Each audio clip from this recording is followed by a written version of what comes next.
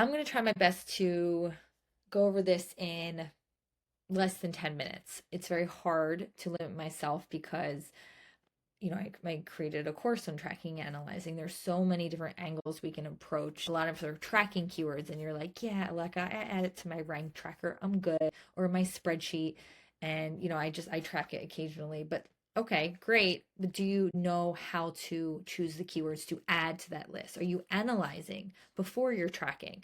Because the analysis part is the most important part, and it's my favorite part. And it'll help you decide what keywords are worth tracking so you're not wasting your time.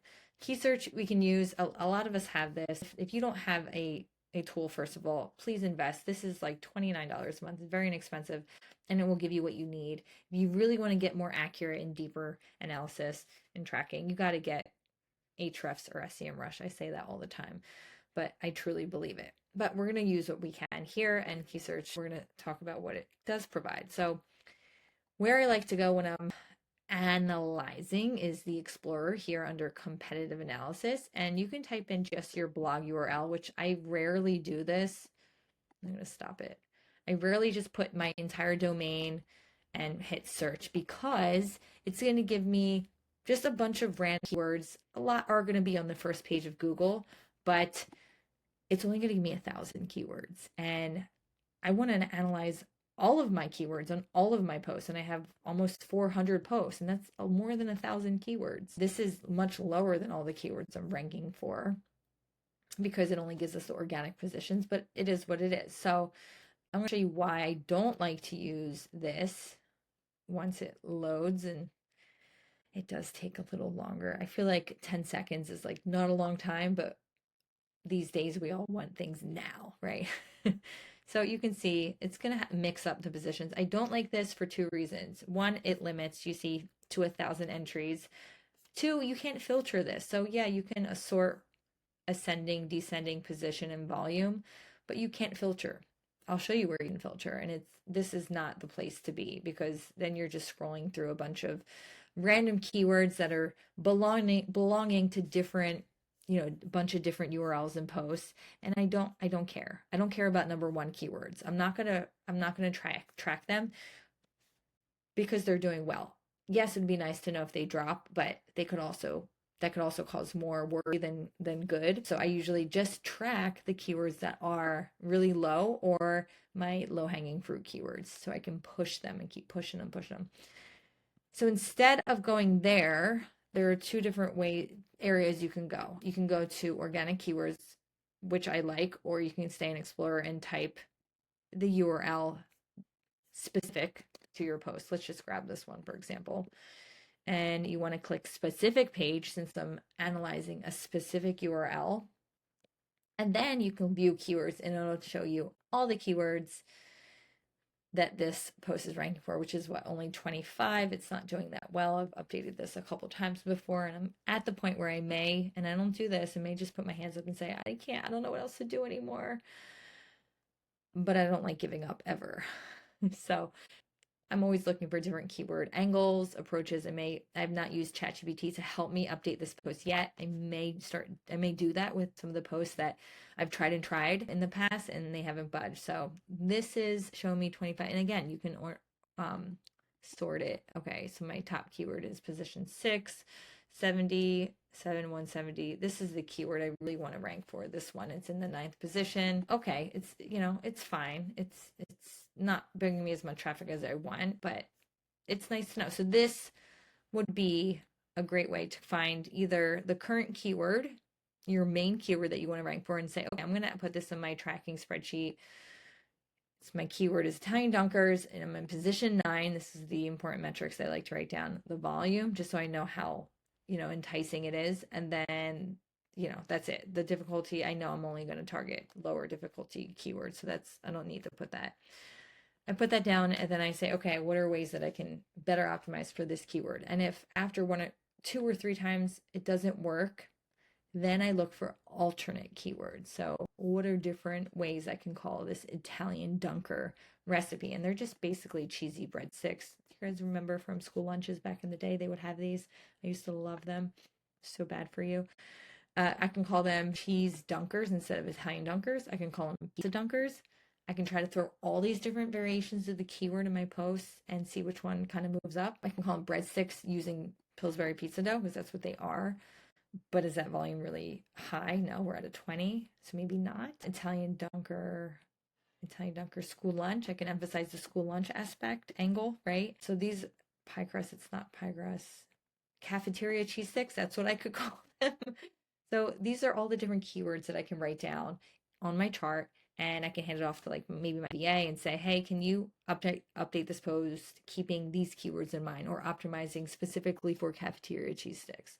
You can use ChatGPT assistant, your free assistant to, well, not free if you're paying the 20 something month, but much cheaper than getting somebody else to do it, and ask it better optimize the post with this keyword. So take your post, your old post, that's your words, and ask it to optimize it using this keyword and see what it does.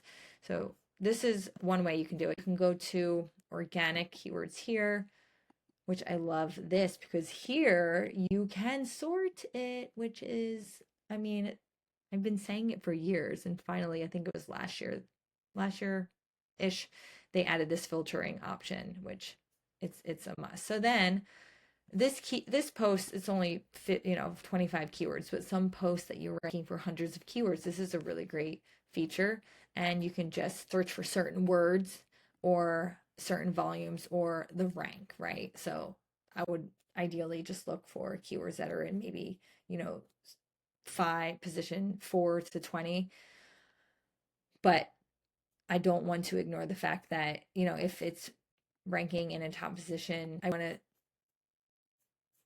update or tread lightly, I guess I could say. So for example, let's use this one.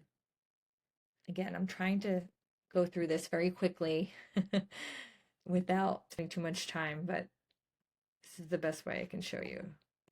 Okay, so again, this one is not doing very well. This is such a great recipe. I can't figure out. I have so many Greek recipes on my blog.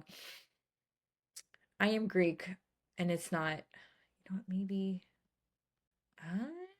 Okay, so my yaya makes the best tzatziki recipe. I didn't realize until recently that she uses sour cream in her tzatziki. And yes, that is a secret ingredient. Don't steal my idea. Don't steal her idea. She's still alive. She's like 92.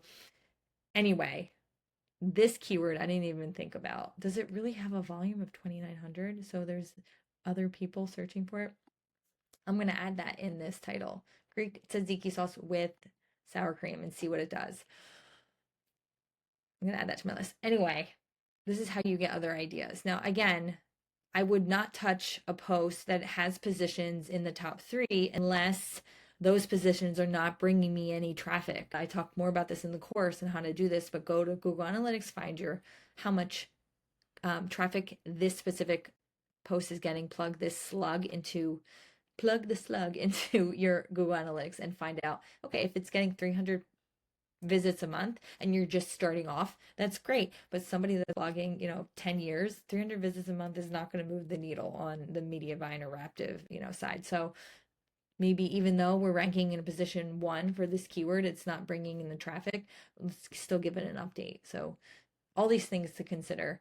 You can also go to your rank tracker and track keywords in KeySearch, which is really, really nice to do. If you're not so much a spreadsheet guru, this would be your way to go.